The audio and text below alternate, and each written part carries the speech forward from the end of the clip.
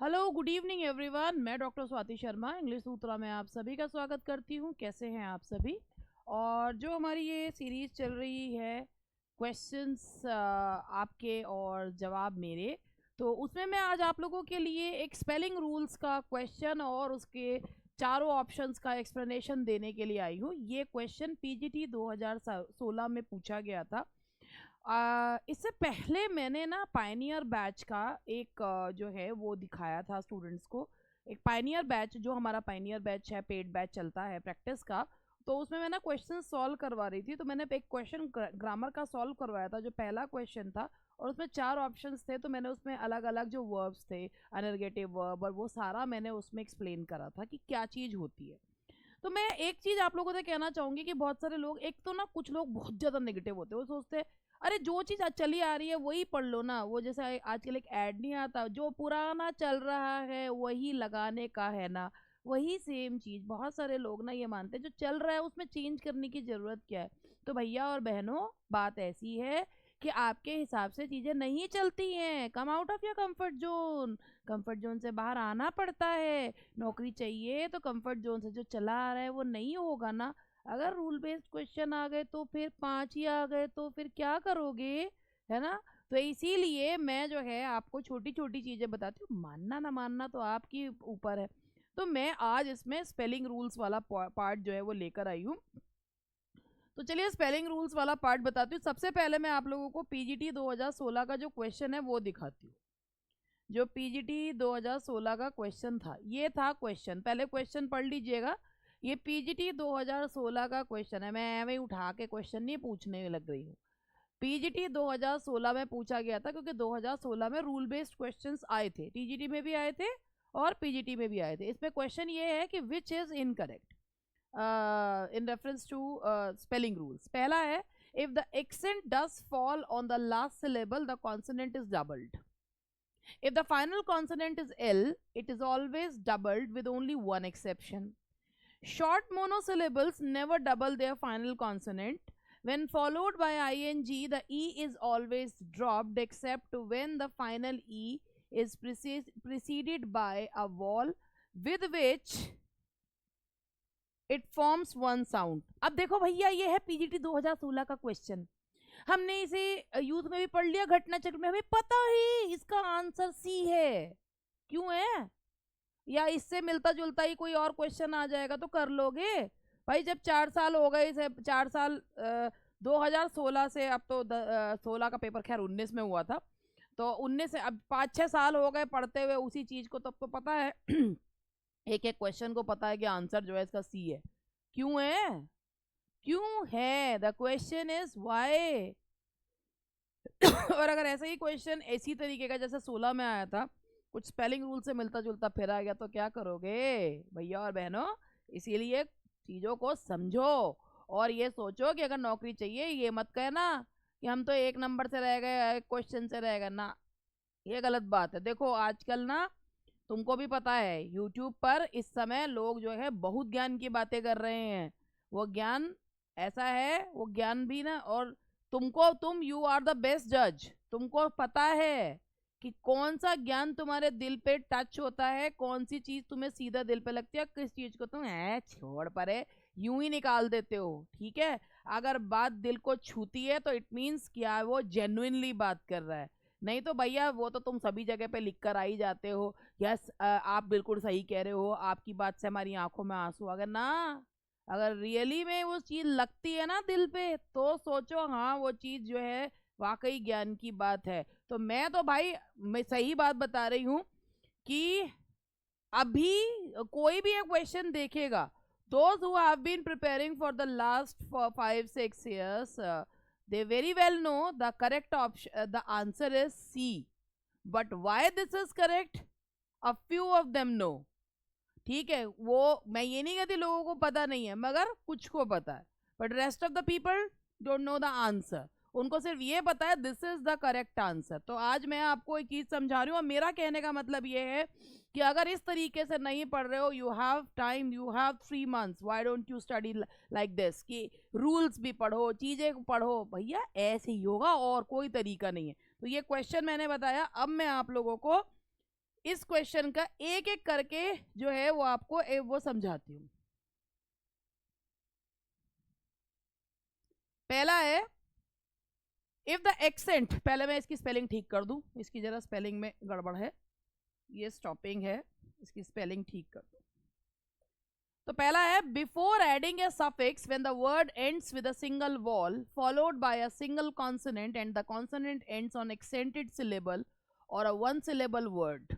ठीक है, तो इसमें यहाँ पे ये लिखा हुआ है कि if the accent does fall on the last syllable the consonant is doubled. क्या है, बहुत सिंपल साधारण भाषा में समझाऊंगी, जरा ध्यान से देखना। When a word ends in a single consonant, जब एक शब्द जो है वो सिंगल कॉन्सोनेंट पर खत्म होता है, preceded by a single wall, और उसके पहले एक सिंगल वॉल आता है, and the word is one syllable, और उस वर्ड में केवल एक सिलेबल है, या वो लास्ट सिलेबल पे एक्सेंटेड है, तो फाइनल कॉन्सोनेंट को डबल कर दो जब उसमें सफिक्स जोड़ो। अभी सोचेंगे ये कहाँ से सिंपल है, समझिए मैं समझाती हूँ कैसे। मैं आपको साधारण शब्द से समझा रही हूँ, ये जो मैंने बोला मैं इसको यहाँ आप कहोगे मैं यहाँ भी समझाती हूँ। When a word ends in a single consonant, ये को ऐसे समझना, when a word ends in a single consonant, ध्यान से देखना। कॉन्सोनेंट और वॉल्स आपको पता होंगे, ए ई आई ओ ऊ वॉल्स हैं, और ऊ साउंड आना चाहिए, यू नहीं, और उसके बाकी के बचे हुए सारे कॉन्सोनेंट्स हैं। जहां एयर पैसेज कटता है वो कॉन्सोनेंट्स होते हैं, बी सीक एयर पैसेज कट रहा, दैट इज कॉन्सोनेंट। और ए ई आई ओ ऊ स्वर और व्यंजन, हिंदी वाले तो स्वर और व्यंजन, वॉल्स एंड कॉन्सोनेंट्स। अगर एक शब्द सिंगल कॉन्सोनेंट पे खत्म होता, देख रहे हो पी कॉन्सोनेंट है, preceded by a single vowel, उसके पहले, प्रीसीड मतलब पहले एक सिंगल वॉल आ रहा है, and the word is one syllable. Syllable समझो किसे कहते हैं, बहुत इंपॉर्टेंट चीज बता रही हूँ, सिलेबल किसे कहते हैं। आदि मैं क्या तैयारी कर रहे हैं, सिलेबल भी नहीं पता होता। सिलेबल का मतलब होता है एक शब्द में जितने वॉल्स उतने सिलेबल। आप एक शब्द में वॉल्स तो गिन सकते हो, मतलब उसमें वॉल्स की साउंड कितनी आ रही है, स्पेलिंग मत देखना, एक वर्ड में कितने जो है वो वॉल की साउंड आ रही है। जैसे बोला स्टॉप, ठीक है, तो ओ एक ही बार आ रहा है तो सिंगल सिलेबल्ड है, तो वन सिलेबल है इसमें। और accented on the last syllable, यानी कि या तो वर्ड जो है वो क्या वन सिलेबल हो। अब अगर तुम इसमें वन सिलेबल है और तुम्हें इसमें एक जो है वो सफिक्स जोड़ना है, तुम्हें इसमें जोड़ना है ईडी, यानी कि अगर एक वर्ड है किस पे खत्म हो रहा है, कॉन्सोनेंट पे खत्म हो रहा है। If a word ends in a single consonant preceded by a vowel and जो है the word is a single syllable word, then it is doubled, the consonant is doubled, ये कह रहे हैं। इन्होंने कहा था when the stress falls on the last syllable the consonant is doubled, वो भी समझाऊंगी कैसे। पहले आप सिंगल सिलेबल देखो, सिंगल सिलेबल एक वर्ड में कितने वॉल, जितने वॉल्स उतने सिलेबल, इसमें एक ही वॉल है तो एक ही सिलेबल है। अब उसको क्या कर दोगे, से कॉन्सोनेंट डबल हो जाएगा, हो गया स्टॉप्ड, हो गया जी। अब जो दूसरी चीज थी, दूसरी ये थी कि if the stress falls on the last syllable the consonant is doubled, if the stress falls on the last syllable the consonant is doubled. अब क्या कह रही हूं मैं, ये मैंने यहाँ लिख रखा है, ये आप देख रहे हैं, यहाँ वर्ड आ रहा है अक, प्रोनाउंसिएशन भी बिल्कुल सही होना चाहिए और अच्छा होना चाहिए, इसमें प्रोनाउंस करते हैं अक। अब जरा दो बोलो कितने वॉल्स हैं इसमें, how many vowels are there, जितने वॉल्स होंगे उतने सिलेबल्स होंगे। देयर आर 2 वॉल्स, अ क क क अ और र मिल गए, लास्ट में र आता है, वैसे जब लास्ट में र आता है ना वो प्रोनाउंस नहीं किया जाता, वो अ बन जाता है, अक, 1 2, और बोल के देखो किस पे, अ क, तो क जो है ना उस पे स्ट्रेस गिर रहा है, उस पे स्ट्रेस आ रहा है, 2 वॉल्स हैं इसमें, there are 2 vowels and the stress falls on the last syllable, इसमें 2 हैं, एक एंड ये है आपका दूसरा अक, तो जो स्ट्रेस है वो दूसरे सिलेबल पे आ रहा है, तो जो लास्ट कॉन्सोनेंट है वो डबल हो जाएगा। देखो अ क अ र अक, तो आप ये देखिए, सबसे पहले र क्या है, कॉन्सोनेंट, प्रिसीड कर रहा है यू, यू जिसका साउंड यू नहीं है, अ है। ठीक है भाई, ध्यान से सुनने वाली क्लास है ये, ऐसे टाइम पास मत करो रेवड़ी खाते हुए जो है मेरे को देख रहे हो। ठीक है, रेवड़ी नीचे रखो, मूंगफली नीचे रखो, पढ़ लो पहले। ठीक है, अब ये देखो, ये र पे खत्म हुआ, ये कॉन्सोनेंट है, उसके आगे अ आ रहा है, साउंड लेना है कि मेरे को कोई कहे मैडम इसमें तो यू आ रहा है, आप अ करे जा रही हो। हमेशा वॉल्स देखते हुए साउंड होता है, उसकी स्पेलिंग नहीं देखते हैं। तो र और इसके आगे आ रहा है अ, तो ये हो गया अ और र। तो ये देखिए र दैट्स कॉन्सोनेंट, उसके पहले आया तो भाई वॉल आ गया, अ consonant that is preceded by a wall, हो गया जी। अब किस पर है स्ट्रेस, किस पर है, दूसरे सिलेबल पे। मैंने बताया 2 सिलेबल्स हैं, जितने वॉल्स उतने सिलेबल, तो भाई 2 सिलेबल्स हैं, दूसरे वाले सिलेबल पे स्ट्रेस है, तो जो लास्ट वाला कॉन्सोनेंट है वो डबल हो जाएगा। तो आप अकर में ईडी जोड़ोगे तो डबल आर जो है वो हो जाएगा। तो ये पहला जो है वो इसका क्वेश्चन का पहला वो था। आप ये देखिए, ये था if the accent does fall on the last syllable the consonant is doubled. तो भैया बिल्कुल सही है, क्यों है, बड़े अच्छे से मैंने एक्सप्लेन भी करा है कि क्यों है, क्यों है, क्यों है, ये भी मैंने बताया है क्यों। तो भैया ऐसे पढ़ना पड़ेगा। Spelling rule number 1। अब जरा स्पेलिंग रूल नंबर लेते हैं 2। ठीक है, स्पेलिंग रूल नंबर 2 है, if there is L at the end of a word and the L is preceded by a wall.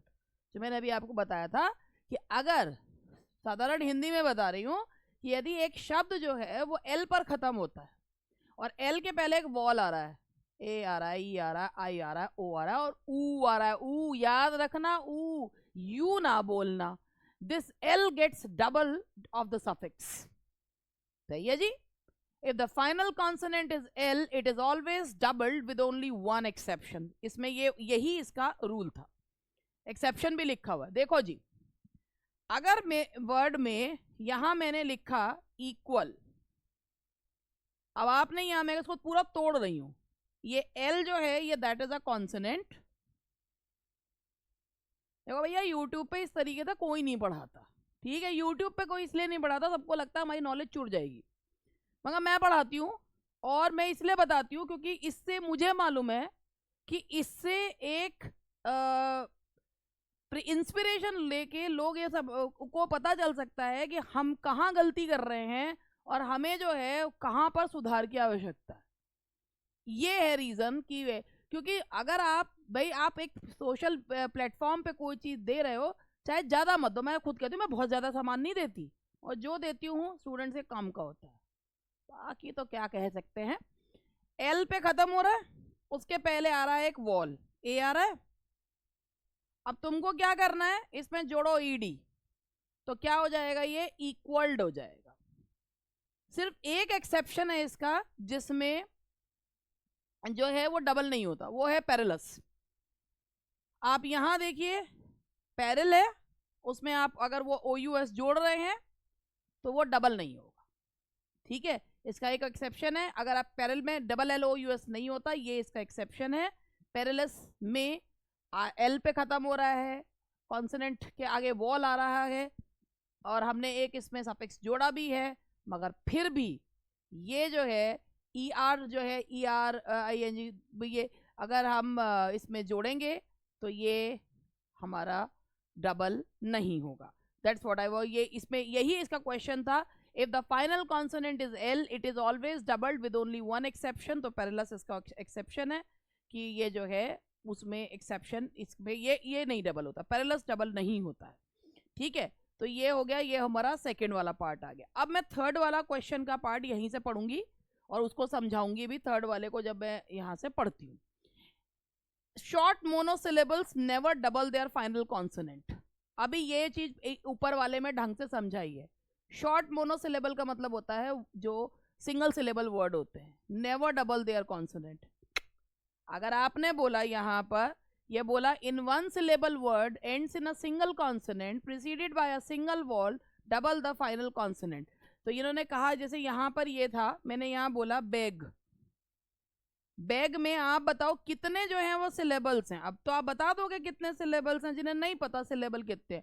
फिर वो मत देखना उसमें कि इसमें जो है स्पेलिंग नहीं देखते हैं, साउंड देखते हैं। बैग, बैग में आया ए का साउंड आ रहा है, एक ही बॉल का साउंड आ रहा है, तो एक ही सिलेबल है।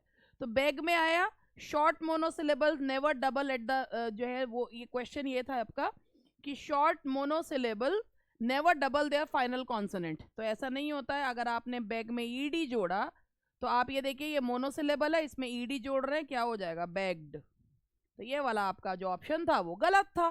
तो जो जिस वर्ड में एक सिंगल सिलेबल होता है वहां पर वो वर्ड जो है, मतलब जिसमें सिंगल सिलेबल है और अगर आप उसमें कोई सफिक्स जोड़ते हो तो वो डबल हो जाता है। तो भैया मेरा कहने का मतलब ये है। और अभी मैं लास्ट वाला पॉइंट भी समझाऊंगी। अब लास्ट वाला पॉइंट समझाने से पहले भाई पहले मैं अपना ऐड कर दूं, फिर तो तुम भाग जाओगे मेरा ऐड देखने के ना तुम। तो इसीलिए मैं लास्ट वाला पॉइंट समझाने से पहले ऐड जो है वो बता के जाऊंगी। देखिए जी, बात ये है कि सबसे पहले मैं बताऊंगी कि पायनियर प्रैक्टिस बैच, सबसे पहले ये बताऊंगी why English Sutra is different from others. English Sutra दूसरों से डिफरेंट इसलिए है क्योंकि इंग्लिश सूत्रा में जो इंग्लिश वाली की जो मैडम है जो इसमें पढ़ाती हैं, यानी कि मैं, वो जो है भाई स्टूडेंट्स पे मेहनत बहुत करती है। अब भैया स्टूडेंट्स मेहनत ना करें तो मैं कुछ नहीं कह सकती। जैसे अब बहुत सारे स्टूडेंट्स जिन्होंने कोर्स ले भी रखा है लेकिन वो अगर ये कहते हैं हम 6-6 महीने से पढ़ नहीं रहे या 8-8 महीने से हम पढ़ नहीं रहे और हम सब भूल गए हैं, तो ऐसा होता ही है। इफ़ यू आर नॉट जो है डूइंग प्रैक्टिस और आप पढ़ नहीं रहे हैं तो आप भूलेंगे, वहाँ पर मेरी गलती नहीं है। लेकिन जो लोग लगातार चीज़ें पढ़ रहे हैं, यहाँ पर वो भी लोग भी सीख के गए हैं जिन्हें कुछ भी नहीं आता था, कुछ भी। इवन मेरी एक स्टूडेंट ने ये चीज़ यहाँ पर आकर बोल भी दी थी तो लोगों ने इतनी भुरतरके से उसको ट्रोल कर दिया था कि अरे जब कुछ नहीं आता था। होता है भाई, लोग जीरो से स्टार्ट करके भी पहुंचते हैं। वो नहीं चाहिए ना, कहते हैं ना गिरते हैं शह सवारी मैदाने जंग में, वो जो है वो तिल क्या गिरे जो घुटनों के बल चले। तो जो है वही वाली चीज़ मैं आप लोगों से कहती हूँ कि भाई मेहनत करना आपके हाथ में है, चीज़ सही मिल जाए। तो ये पायनियर प्रैक्टिस बैच जो है ये उनके लिए है जो बहुत अच्छी तैयारी कर चुके हैं या जिन्हें लगता है कि हम बहुत अच्छी तैयारी कर चुके हैं और उनको अब प्रैक्टिस की ज़रूरत है। तो this batch is for them. इसमें क्या है, इसमें 50 प्रैक्टिस टेस्ट जो है वो इनका एक बंच सा है, वो आपके घर पर आता है और लाइव क्लास मैं लेती हूँ है।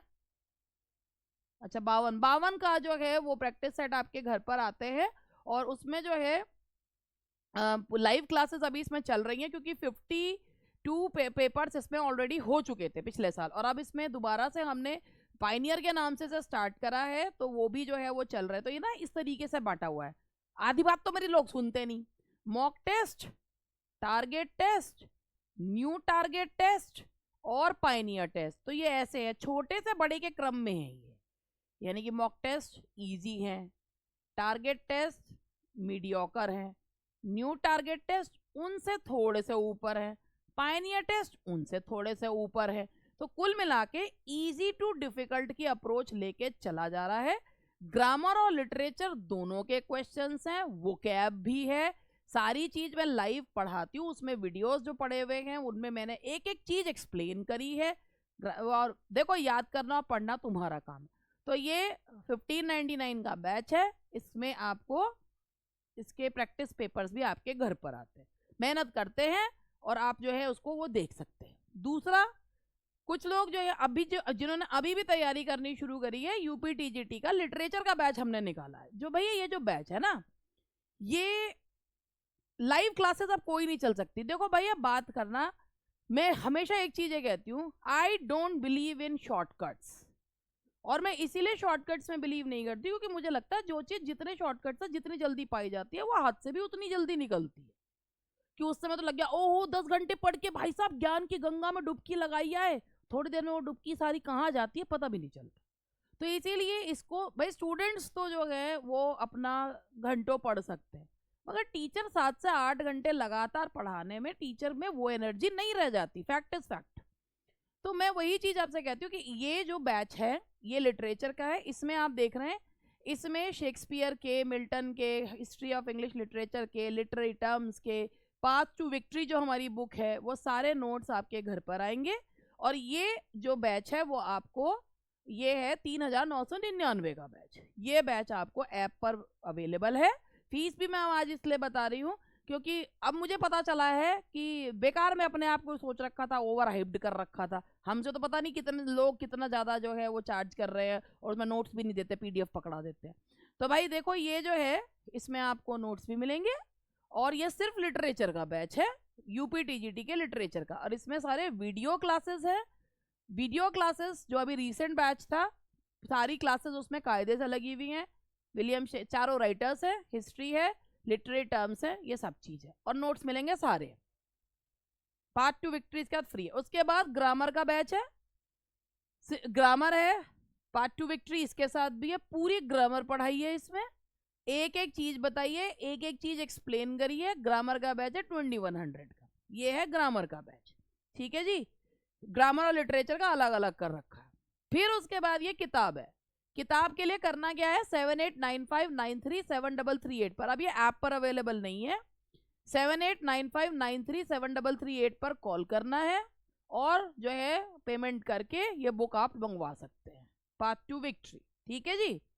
फिर उसके बाद ये पूरा कंप्लीट बैच है, इसमें लिटरेचर है, ग्रामर है, सारे नोट्स हैं जो भी मैं दिखा रही थी, इसमें ग्रामर भी और लिटरेचर भी और प्रैक्टिस पेपर भी, सब कुछ जो है वो आपको इसमें मिलेगा। आपको सिर्फ उठाकर पढ़ना है। ये लिटरेचर और ग्रामर का ये है 5500 का बैच। आज मैं फीस कभी नहीं बताती, लेकिन और जबरदस्ती का हाइप कर रखा, भाई फीस इतनी है। एक बात ये देखो, मैं एक सिंपल सी चीज ये बोलना चाहूंगी कि मैं तो ये जो फीस है, ये इंग्लिश सूत्रा वाले फीस लेते हैं, ठीक है। तो ये जो फीस है, जिस दिन नौकरी मिल जाती है उस दिन ये फीस क्या मायने रखती है। और जो यही सोच के एडमिशन ले कि भाई मेरा कुछ होना हवाना तो है नहीं, तो भैया फिर तो बेकार है, फिर तो वाकई में बेकार है। आप कुछ ना कुछ सीखोगे, कोई ना कोई एग्जाम जरूर निकालोगे, क्योंकि ऑब्वियसली चीजें जो हैं वो आपको यहाँ पर एक प्रैक्टिकल वे में सिखाई जाती हैं जो वाकई में सीखना चाहते हैं। बाकी तो भाई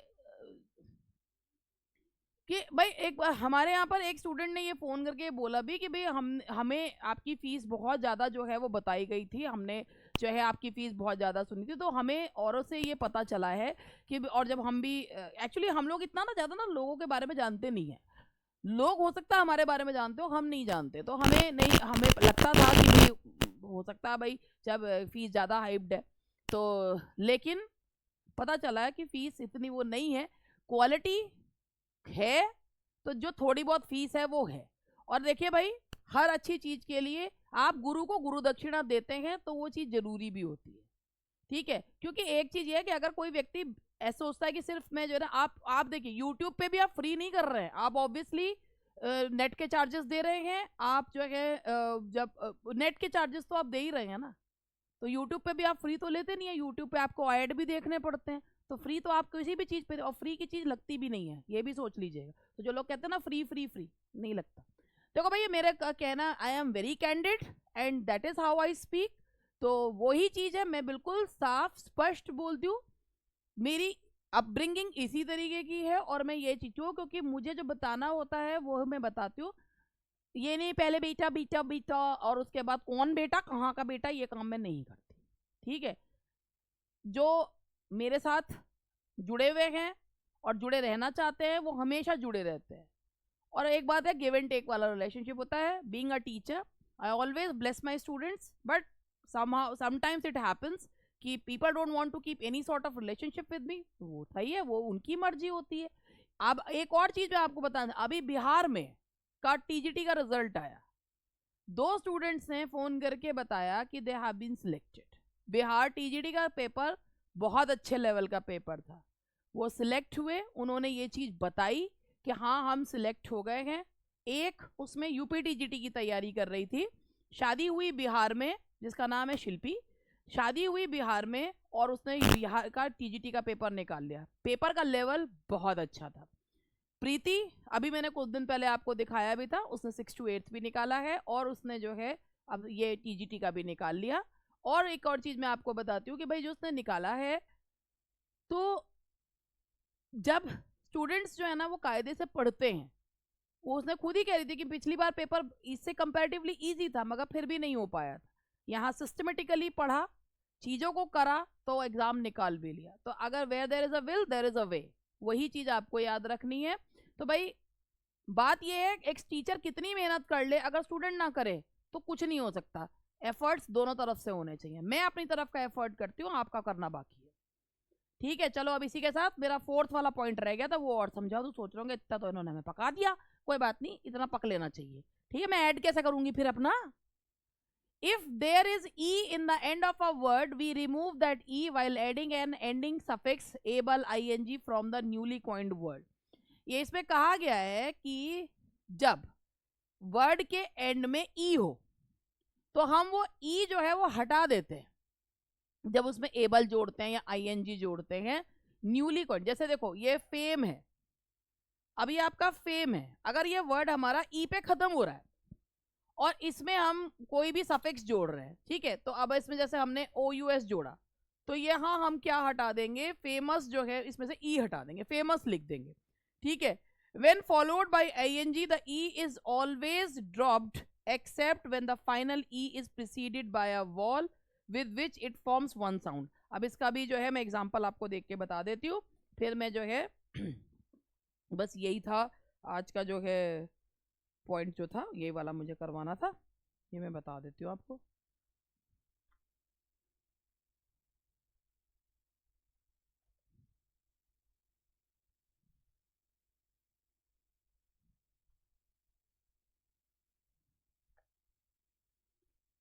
हाँ देखिए, ये था, ये पीजीटी 2016 का ही जो है ये कोई वो ये भी क्वेश्चन था।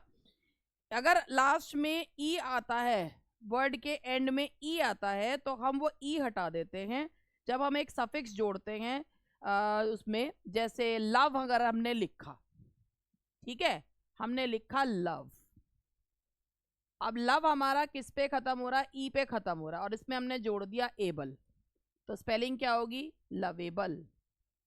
ठीक है, ये हमारी जो है वो स्पेलिंग होगी। ठीक है, अब यहाँ पर when followed by ing the e is always dropped except when the final e is preceded by a vowel with which it forms one sound। तो ये हमारा पीजीटी 2016 का क्वेश्चन था। और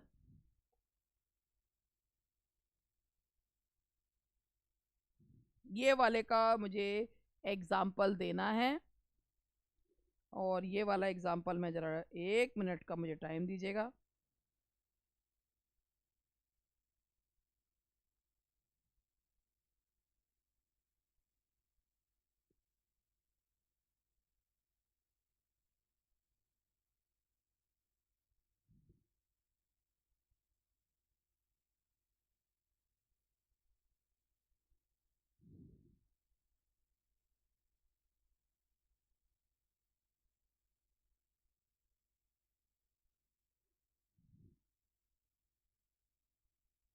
हाँ जी, तो इसका एग्जाम्पल मैं ढूंढ रही थी, वो एग्जाम्पल मुझे मिल गया।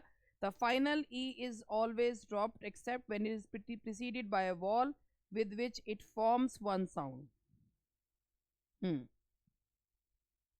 देखिए, इसका जो एक्सेप्ट वाला है ना, मुझे वो समझाना है, तो मैं वो एक्सेप्ट वाला आपको समझा देती हूँ। एक्सेप्ट जैसे भाई देखो, आपने अगर ये जो हमने मैं बोल रही थी, मैं उसको बोलूंगी। जैसे मैंने यहाँ पर ये लव लिखा और लव मैंने जो इसमें जोड़ा मैंने आईएनजी, तो आपको यहाँ पर ये समझाना ये था कि इसमें जो फाइनल ई होता है ना वो ड्रॉप हो जाता है। जैसे हमने इसमें लिखा लविंग, तो इसमें से हम क्या हटा देंगे, ई हट जाता है। लेकिन इसका जो एक्सेप्शन था वो ये था कि when followed by ING the E is always dropped. देख रहे हैं, ई हमेशा ड्रॉप्ड हो जाता है, लेकिन फाइनल ई प्रोसीड होता है, ई चलता है जब वो एक ही साउंड देता है। और इसका एग्जांपल है, अब आपने यहाँ पर लिखा सी और प्लस हमने लिखा आईएनजी। अब अगर आप सी बोल रहे हो तो आपका सी में ई का साउंड एक ही बार आ रहा है, सी का जो है दोबारा कोई तिबारा चौबारा साउंड नहीं आ रहा, एक ही साउंड आ रहा है। तो यहाँ पर हमारा जो ई है वो ड्रॉप नहीं होगा। एक साधारण शब्दों में मैं अगर आपको बताऊं कि यदि किसी शब्द में ई आ रहा है और आप उसके साथ आईएनजी जोड़ते हो तो वो ई हट जाता है। जैसे अलग अलग एग्जाम्पल अगर हमें बोलती हूँ मैं, तो अलग अलग एग्जाम्पल जो है, जैसे आप यहाँ पर आपने लिव लिखा और इसमें आपने आईएनजी जोड़ा तो लिविंग हो जाएगा। लेकिन अगर आपका जो फाइनल जो वॉल है वो जो है, अगर आप उसमें सील बोल रहे हैं और वो एक ही साउंड दे रहा है, एक ही आई की साउंड आ रही है, तो उसमें वो आईएनजी जोड़ने के बाद वो ई ड्रॉप नहीं होगा। इसके जो एक्सेप्शन यही है। और इसके बाद जो है ऐसे ही जैसे डाइंग है, जैसे एक्सेप्शन इसके अगर इसमें हम यहाँ पर लेते, जैसे हम लिखते हैं अग्री और आईएनजी जोड़ देते हैं अग्री में, तो साउंड जो आ रहा है वो अग्री, ई का, दोनों ई का एक ही साउंड आ रहा है, सिंगल साउंड आ रहा है, तो वहां पर हम ई को ड्रॉप नहीं करेंगे, उसको हम ऐसे ही लिख देंगे अग्रीइंग, ऐसे। ये था मेरा कहने का मतलब। And that's all for today. ये मैंने आपको स्पेलिंग रूल्स करवाए हैं, जो क्वेश्चन को मैंने समझाया पीजीटी 2016 में किस प्रकार का क्वेश्चन आया था। अब now it's up to you कि आप इस चीज से एक इंस्पिरेशन लेते हुए कि हमें रूल बेस्ड चीजें भी करनी चाहिए। आई होप कि अब आप रूल बेस्ड चीजें भी पढ़नी शुरू करें। देखिए, रूल बेस्ड किताबें जो हैं वो मार्केट में, अगर आप रेन एंड मार्टिन पढ़ते हैं तो ना आपको अलग अलग जगह से ढूंढने पड़ेंगे। इट इज़ वेरी डिफिकल्ट कि आप एक ही जगह पे सारी किताबें आपको एक ही जगह, सारे रूल्स आपको एक ही जगह पे मिल जाएं। मगर फिर भी अगर आप पढ़े तो रेन एंड मार्टिन है, नेस्फील्ड है, अगर आप इन किताबों को पढ़ रहे हैं तो बहुत अच्छी बात है। चलिए, दैट्स ऑल फॉर टुडे, मिलते हैं कल।